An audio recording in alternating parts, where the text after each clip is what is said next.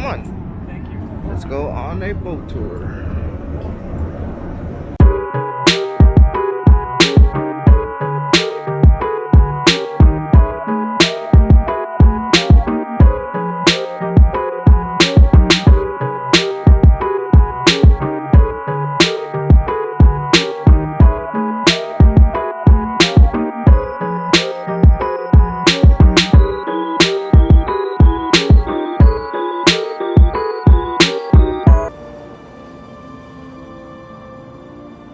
Hey Julia Roberts fans, does the scene look familiar to you?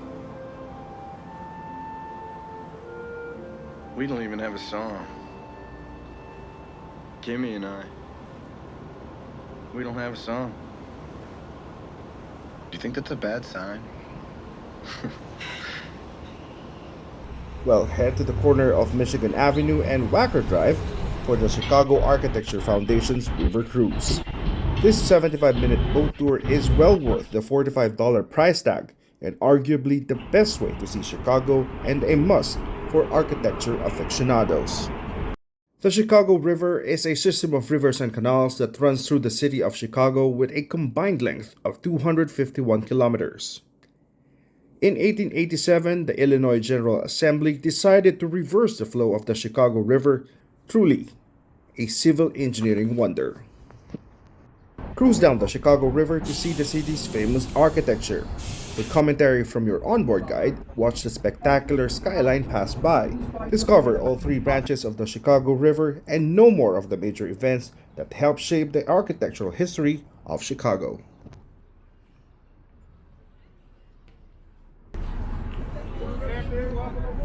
We can go ahead and get started. Welcome to Chicago, Illinois. My name is Courtney. I will be your docent or your tour guide for this 75-minute adventure on the Chicago River. Chicago, Illinois has, at different points in its relatively short but pretty dynamite little history, been a global capital of industry, transportation, corruption, organizing, fire, music, art. But most importantly, and most relevant to the tickets that you have all purchased, this city is a beacon of mind-bending and breathtaking architecture. You can already see it all around us. What you will come to learn over the next 75 minutes is how the architecture is informed and inspired by all of those other things. The industry, transportation, corruption, organizing, fire, music, art. All of it is alive and present in our city today. It is layered in every cityscape that we will see on this tour if we are just willing to take notice. So let's begin. We are going to start by talking about this bridge straight in front of us. This bridge is a great place to start because it is named for our city's founder. This is the DuSable Bridge at Michigan Avenue. It is named for Jean-Baptiste Point-DuSable. Jean-Baptiste Point-DuSable is not the first person to live here. We'll talk about our city's rich indigenous history a little bit later on. He was the first permanent non-native settler. Jean-Baptiste Point-DuSable was a Haitian Creole immigrant who arrived in Chicago via New Orleans in 1773. He set up a fur trading post right here where present-day Michigan Avenue meets the Chicago River. He's considered to be the father of our city, the founder of our town. We have many things named after him here. The DuSable Bridge, DuSable Harbor, DuSable Park, as well as the DuSable Museum of African American History. This bridge was the world's first double-decker drawbridge. As of this month, it is 101 years old. We will talk more about our city's bridges a little bit later on. Straight ahead of us, up and to the right, you see a white building, looks like a wedding cake with a clock tower up at the top. This is the Wrigley Building. The Wrigley Building was constructed to be the Wrigley Candy Company's headquarters. It was completed in two fell swoops. The first tower, the one with the clock, was completed in 1921. Second tower was completed in 1924. This building's designed in a style called Spanish Revival. Revivalist styles harken back to ancient cultures or eras in history in order to honor them and bring them back to life. The Wrigley Building is surfaced with 250,000 glazed terracotta tiles. They are very delicate, as am I. They have to be hand washed once a year, as do I. These tiles come in 6 different shades. They start a little bit darker at the building's base, gradually get lighter as you go toward the top, just to naturally draw your eye up to the detailing at the building's crown. Straight ahead of us, you will see the second tallest building on the Chicago skyline today, and that is the Trump International Hotel and Tower. This building was completed in 2009. It's designed by a very famous global architect who has his roots in Chicago. The architect's name is Adrian Smith. He started his career in our city at Skidmore, Owings and Merrill before he went on to design the Burj Khalifa in Dubai, which is currently the tallest building on the planet. The Burj Khalifa is about as tall as if you took two of these and stacked them directly on top of each other. This building is designed in a style called contextualism. It's in conversation with its context or location. Notice the three patio setbacks as you go up the side of the building. Each of these patios matches the height of an iconic structure nearby. The first patio matches the height of the Wrigley building behind it. Second patio matches the height of the Marina City corn-cob-shaped towers 2 doors down. Third patio matches the height of the AMA Plaza, which is the black box building coming up right after. This is Adrian Smith's way of recognizing that he could not have put this building in this spot if not for the others that were around it first. The AMA Plaza, this black box building coming up on our right, this was completed in 1973 as the IBM building, designed by another very famous global architect, and that is the German-born Ludwig Mies van der Rohe. Ludwig Mies van der Rohe is considered to be the father of modernism. Modern style architecture looks just like this. It's just the skeletal structure of the building's design. Ludwig Mies van der Rohe believed that the beauty of the building lies in the mathematics and the precision of the engineering. So why would you want to cover that up with any kind of decorative details? Next on the right are two of the most heavily photographed structures in our city, and these are the twin curving corn-cob-shaped towers of Marina City. Marina City is an entire complex completed in 1967, designed way back to Lake Street. It is divided into places to fish and plenty of places to relax and enjoy the outdoors. Coming up on the right, you see a low-lying red brick building, another clock tower up at the top of this one. This is the Reed Murdoch building from 1914. It was designed by George C. Nimmons. As we go past the building, you will notice that it is asymmetrical. There are 6 bays of windows on one side, only 5 on the other. What happened here? You see, back in the 1930s, city planners decided that they wanted to expand one of the next streets coming up above our heads. They wanted to make LaSalle Street wider. How did they make space to do that? They just shaved a bit of windows off the Reed Murdoch building and closed up that western face to match. Today, this building is home to the offices of the Encyclopedia Britannica Company. The Encyclopedia Britannica Company still exists. Across the water from the Reed Murdoch building is the present-day River Theater portion of the Chicago Riverwalk, but it's also a pretty somber Chicago landmark. On the right, about a block ahead of us in the distance, you see a giant limestone building, big cream-colored building. It has a green roof, lots of golden elements on its face. This giant limestone building is called Merchandise Mart.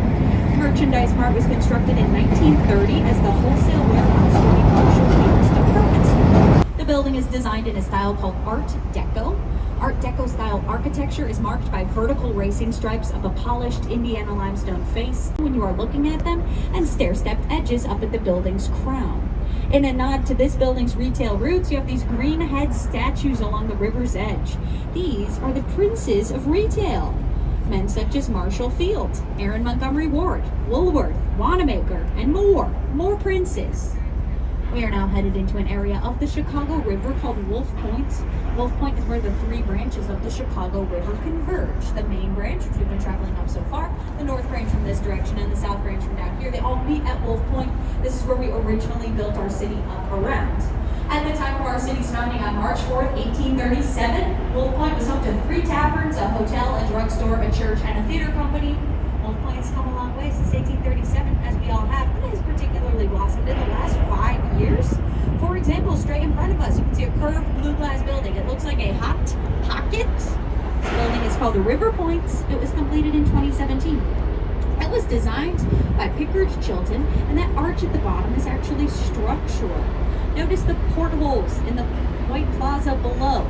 Those are actually exhaust fans, as there are Metra and Amtrak passenger trains running underneath this building. When they went to design the structural supports for River Point, they could not take them straight into the ground. They would run into the railroad tracks. Had to keep steel and concrete beams that are about 12 feet in diameter. They run from the bedrock, 125 feet below ground, all the way up to the very top of the building. Everything else just hangs off that center spine. Super fun place to work over the last couple of years. Sometimes I think about cutting that joke, and then something happens at Boeing that just keeps it fresh. It's all very much out of my control. This was completed in 1990. The building was designed by the firm Perkins & Will. It was originally constructed to be the headquarters for the Morton Salt Company. Morton has since moved over into the Hot Pocket Ship River Point building, and Boeing moved in here.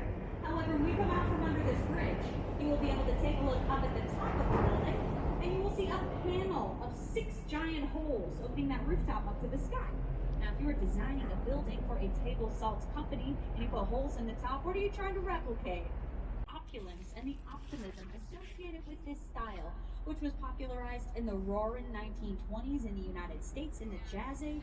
Coming up on the right is 2 Riverside Plaza, originally the Chicago Daily News building. The Chicago Daily News building was completed in 1929, designed by the firm Halliburton Roots. It was the first building in the city of Chicago constructed facing the water of the Chicago River.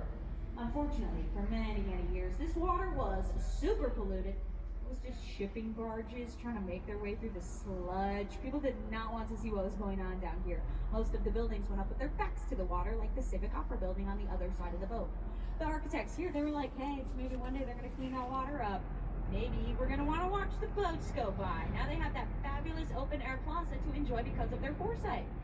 Now this next series of buildings on the right-hand side of the boat is a great example of how architecture evolved in the United States throughout the 20th century. How did we go from the over-the-top fanciful detailing of Art Deco, the opulence in the 20s and 30s, to the very simple minimalism of modernism in the 50s and 60s? It is important to remember what happened to the United States economy in 1929. Stock market crash, ensuing Great Depression, quick entrance into World War II thereafter. All of these things left a giant gap in American construction. We put up almost no commercial office buildings from about 1934 until about 1957. When we finally did return our attention and resources to construction, the designers had totally different priorities than their predecessors. These are children of the Great Depression. They're thrifty and frugal. They just want to get the buildings up quickly and cost effectively so we could focus on the business that would take place inside. These twin black box buildings on our right, this is Gateway Center 1 and 2, completed in 1965 and 67.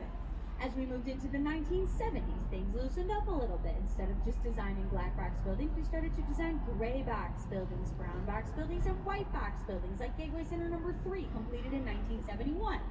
White box buildings, gray box buildings, your occasional red box building, these represent a style of architecture called international style. International style is super easy to remember. You could pick that building up and put it anywhere in the world at that time and it would still make sense. These buildings are not in conversation with their location whatsoever. Still shows you the skeletal structure, but it softens it a little bit from modernism. It usually adds one aesthetic detail on top of that. It wasn't until the 1980s and 90s that we started to see those more creative architectural styles emerge again, like the wacky and whimsical postmodernism, or the site-specific contextualism, like Gateway 4, which is the curving green glass building coming up on our right. That curve mimics the curve of the Chicago River below, and there is a pinched facade to the green glass windows. This creates a rippled reflection, makes it look as though we just pulled that building up from the bottom of the water. Makes the most sense right where it's located on the banks of the Chicago River. It was completed in 1983. A little closer to us on the right, you see a smaller black box building. This one has big X's on its side. This is the former Chicago Commodities Exchange Center. Those crisscrossing trusses, they are load-bearing. They put the entire weight of the structure on its outside skeleton. This means you don't have to leave any space inside for big structural support pillars. This design is perfect for something where you want to have a big open space inside, like a commodities trading floor. This design style made its world debut in Chicago, not with this building, but with the completion of the John Hancock Center on Michigan Avenue. That building also features the X bracing on its outer skeleton. It is also load-bearing for the John Hancock Center. Back over on the left, we have another great example of black box style modernism. This is 300 South Wacker, and it was actually not included on our tours for many, many years. See, we already have so many great examples of modernism to show you. Didn't really need another one. This building's not facing the river. They got left out. They got very tired of being left out. So in 2014, they put a map on themselves to put themselves on the map. This mural is a map of the Chicago River. That red Lego piece looking thing up at the top, that marks you are here. Blows my mind how one simple work of art transforms the entire building into something unforgettable on our skyline, something that everybody talks about. Speaking of unforgettable on our skyline, back over on the right, you have another giant limestone building. This one might look familiar to you as the Gotham City Bank, robbed by the Joker at the beginning of The Dark Knight. This is the Old Chicago Post Office. The Old Chicago Post Office was completed in 1932. At that time, it was the largest post office in the entire world. As we travel down the South Branch of the Chicago River, I want to talk to you about one of the most pivotal moments in our city's history as we are nearing its origin site. To do this, we have to go back in time exactly 150 years. Around 9 p.m. on the night of October 8, 1871, a neighbor came by to alert Mrs. Catherine O'Leary of a fire in the barn behind her house over on Jacobin Street, which is about 6 blocks to the southwest of where we are right now. Today, the strong winds from the southwest blew the flames from Mrs. Catherine O'Leary's barn into the heart of the downtown area. Over the next 30 hours, an area of our city a mile wide and 4 miles long burned to the ground. Over 18,000 structures were destroyed on that night. 18,000 buildings. It's absolutely devastating. However, it did give us the ultimate opportunity to rebuild and fix all of the mistakes we had made the first time around.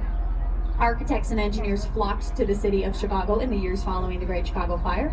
They were seizing upon the super rare opportunity to construct so many brand new buildings on already valuable property.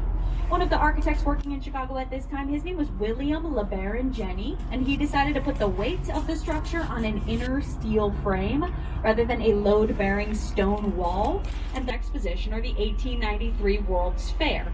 The process of bidding to host this fair is where we get our nickname, the Windy City. You see, we were talking a big game to the World's Fair Committee.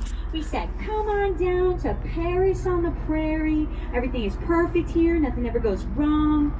A couple of New York City journalists weren't quite buying what we were selling. They published an op-ed piece. They said, why would you give the fair to those hillbillies down on the prairie in Chicago? They're full of hot air. They tell long-winded stories. They blow winds. Windy City is about how we talk. It's about how our politicians and our city officials have been known to inflate the truth, tell long-winded stories, but the joke's on everyone else in this case because we won the bid and we hosted the 1893 World's Columbian Exposition. This World's Fair was a huge coming out moment for the city of Chicago. It established us as a global capital of arts and culture in addition to being a titan of industry. A lot of our favorite things got their debut at this World's Fair, including Cracker Jack, shredded wheat, juicy fruit gum, Quaker Oats, the zipper, all your favorite stuff. This is where the world saw the very first chocolate brownie. A woman named Mrs. Bertha Palmer, matriarch of the Palmer House Hotel, she was having her chefs pack lunches for fairgoers every day, and she told them to bake a cake that was dense enough that people could just eat it with their hands while they walked around the fair. Thus, the brownie was born. This fair is Van Buren. It was completed in 2010, designed by the firm Perkins and Will, which is the same firm that designed the Boeing building. The context that this building is in conversation with is actually the traffic on Ida B. Wells Drive below. It's meant to replicate cars stuck in traffic. It's actually very beautiful. If you find yourself caught in a jam, you can just take a look up at 235 Van Buren and see your situation reflected back at you in a very meaningful way. Further over to the right in the distance, you see another great example of Art Deco. Vertical racing stripes up a limestone face. This one has a big white statue up at the top. That is the Chicago Board of Trade building. The Chicago Board of Trade building was completed in 1930, designed by the firm Halliburton and Root. It might look familiar to you as Wayne Enterprises from the film Batman Begins.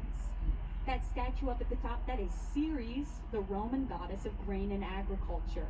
Ceres is on top of our Board of Trade because for most of our past we have traded in agricultural futures or in grain commodities. Ceres does not have a face. When the building was constructed, it was the tallest in Chicago at the time. The artist, when he was interviewed, simply said, "Who would see?" A few decades later, he ate his words. There's super tall skyscrapers going up all around. People can see that Ceres does not have a face. They interview him again. He says, no, I was just designing that statue in an Art Deco statue design style. People were like, Art Deco statue design style? Non-stores, you're blowing wind. He said, no. Think of an Academy Award. An Oscar is an Art Deco statue. Those don't have faces. People don't make such a fuss.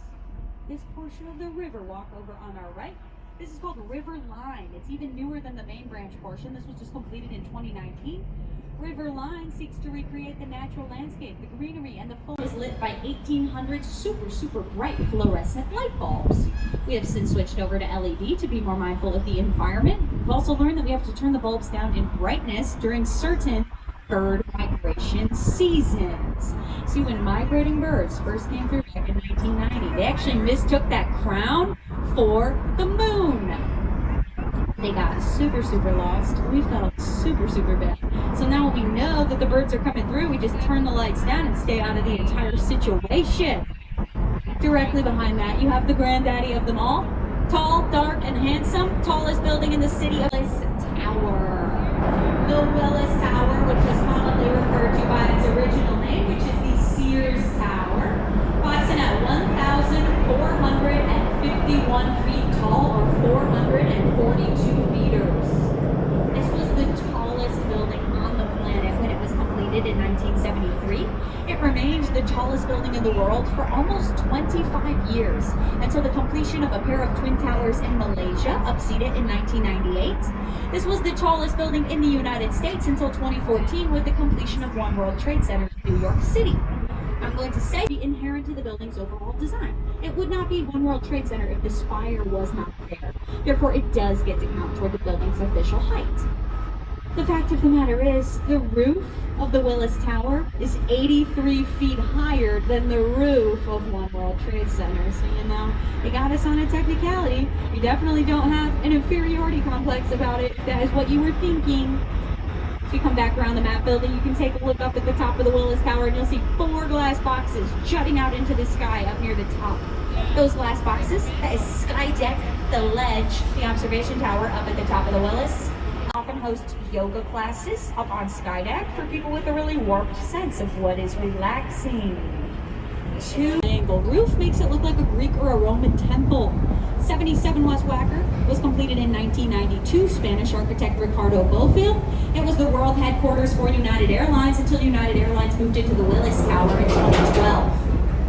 Right after 77 West Wacker is my personal favorite building of this tour, and that is the short and stout 55 West Wacker. 55 West Wacker is designed in a style called brutalism. If you are not sure what emotion brutalism is meant to convey, I will tell you lots of government buildings were designed in this style during the Cold War era. Brutalism is meant to convey the moral high ground. The term brutalism actually comes from the French term béton brut, which means raw concrete. Raw exposed concrete is the hallmark of the brutalism design more than anything else. This building was constructed to be the Blue Cross Blue Shield of Illinois headquarters. They've moved out. Today it's commercial office space and apartments. You can live at 55 if you wish to do so. Way ahead in the distance, you will see a forest green colored building with a golden top. This green and gold building is always a favorite on our skyline. This is the Carbide and Carbon building. The Carbide and Carbon building was completed in 1929, designed by the Burnham Brothers firm, 2 sons of World's Fair chief architect Daniel Burnham. They were working on this bad boy at the height of Prohibition, or the era in the United States when alcohol was illegal. Now, I don't know about all of you, but when I am told that I cannot have something, I think about that thing a lot. We suspect that the witch trials, very small world. 2 doors down, limestone structure with a cupola up at the top. That is the London Guarantee and Accident building from 1928. Today it's home to the London House Hotel. They added the glass addition later on. When the building was first completed, people believed the cupola to have been inspired by a monument at the Acropolis. However, the architects confirmed that it is actually inspired by Stockholm's City Hall. Over on the left, between the 2 towers of the Wrigley building, you can see a golden yellow onion-shaped dome peeking out.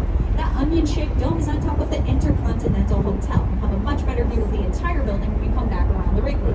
The Intercontinental Hotel was originally constructed as the Medina Athletic Association, commissioned by the Shriners Organization. That dome was a marketing tactic. We even have a place for you to land your blimp. You see, the Shriners know that in the future, all of us will be flying around town by our personal blimp. And the onion, fortunately for the Shriners, not long after this building went up, the Hindenburg 17, that is low iron, load-bearing glass in those walls, which along with the 4 marble columns inside support a super, super lightweight carbon fiber roof. Ahead on the left, you can see the Rainbow Peacock shining up at the top of the Chicago NBC Tower. This building is super, super significant on our skyline because this is where we used to film Jerry Springer. This building might remind you of Art Deco. We've got vertical racing stripes up its face. This style is called Eco Deco. You see in the late 80s, early 90s, we started to harp on those Art Deco design ideas.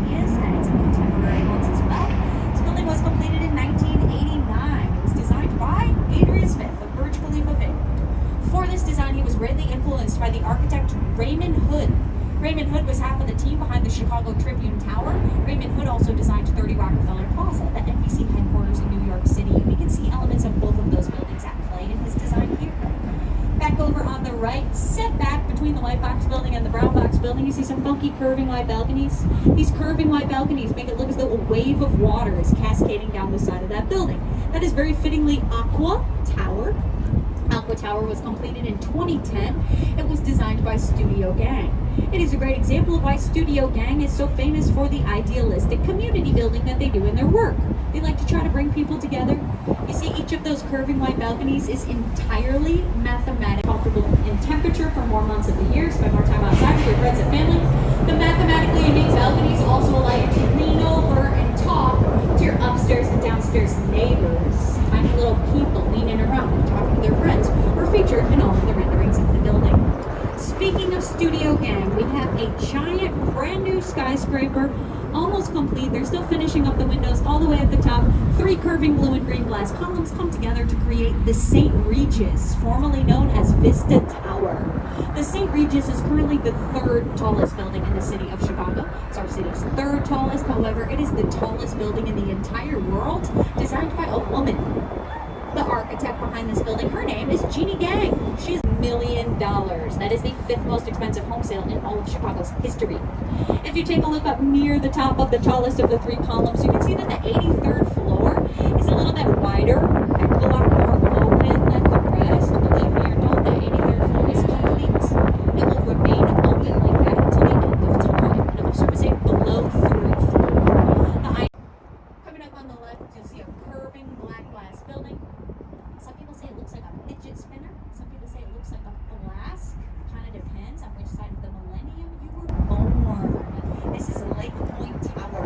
Lake Point Tower was completed in 1968. At that time, it was the tallest purely residential building in the entire world. It was designed by 2 students of Ludwig Mies van der Rohe. Their names were George Schipperin and John Heinrich. They took that idea of the stark black glass modernist style building and they added their own twist, which is the curving facade, which maximizes waterfront views for all of the residents inside. You will also notice this is the only building in downtown Chicago over on the east side of Lakeshore Drive. That is because Chicago has a public waterfront ordinance. All of the land along Lake Michigan is meant to be forever open, free, and clear of private development. How did they get away with it? You see, throughout the 20th century, this river was super industrial. Docking and harbor facilities needed to be constructed at the river's mouth. However, in 1964, a set of lakefront construction guidelines was published that did not stipulate what kind of construction could take place at the mouth of the river. That was their loophole. Lake Point Tower was constructed legally. However, immediately after the building went up, they published a new set of guidelines, making it abundantly clear that any construction over in this spot needed to be industrial to keep this waterfront open for everyone to enjoy. Many famous Chicagoans have lived in this building throughout the years. To celebrate the fact that we invented them. The world's very first Ferris wheel debuted at the 1893 World's Columbian Exposition. This Ferris wheel that we see today is 196 feet tall. The original was 264. It was enormous. Every car on the original Ferris wheel was a converted Pullman train car and could fit 60 people. George Ferris, the designer, and his wife had to go up first, wave a little hanky, be like, we're fine. And then it became one of the most popular attractions at the fair. I think this was helped a lot by the fact that there was a bar in every cabin. This blue house structure over to the right, this is the Chicago Harbor Lock. This lock system is how we match boats up to the height of the lake or down to the height of the river. Right now, Lake Michigan is about 6 feet higher than the Chicago River. This lock system is very important as it keeps our city from flooding right down the middle. It's the 2nd busiest recreational lock in the country. I don't know where the 1st busiest is, but I'm sure we wish we could crush them. We are not going to be passing through the lock. The captain is going to spin the boat here, and you are going to have the most beautiful panoramic views of Lake Michigan and the skyline beyond. I'm going to hop off the microphone so you can drink it.